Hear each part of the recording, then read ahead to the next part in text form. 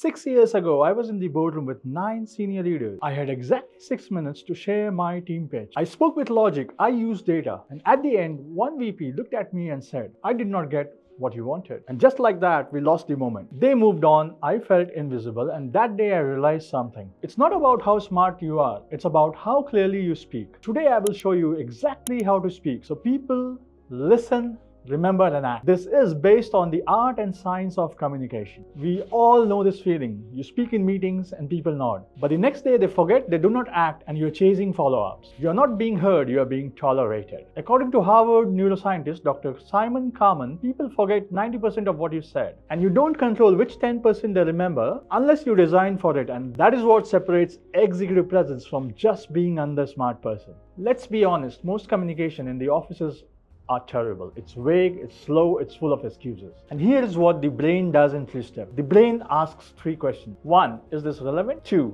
is there any emotion here? And 3, can I remember it easily? If your message does not tick these 3 boxes, it gets auto-deleted from the memory. Stanford calls this the attention filter. People don't remember data, they remember emotion, story, tension, and clarity. I coach leaders across India, and this is the single most powerful communication formula I teach. Introducing the magnet model. Speak with clarity, presence, and influence. Magnet stands for M, make the point first. A, add emotion. G, give the why. N, name a real example. E, end with echo. And T, trigger the action. Let's dive deep into the magnet formula. M, make the point first. For example, sales are down 12%. We need to reset this week. Don't build up.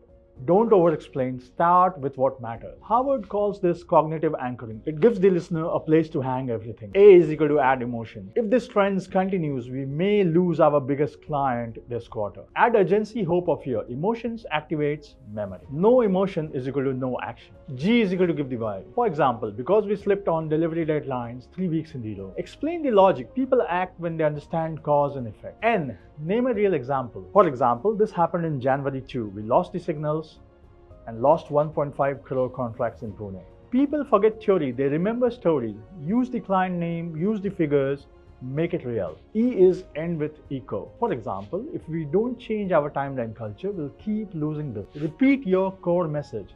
It creates memory anchor. T is trigger the action. For example, by 6 p.m. today, I want every team member to send 1 blocker and 1 solution. 1 line, 1 ask, no confusion. Message with structure plus emotion had 3x recall in corporate meetings. Let me show you a before and after example. Here's the scenario. Indian managers taking a team meeting. Before, so I wanted to talk about the delay in shipment. We have been trying, the vendor said. Result, no urgency, no action, no clarity. Now try after with magnet formula. The Chennai shipment is delayed 3 days. We are risking a 90 lakhs order. This happened in January 2.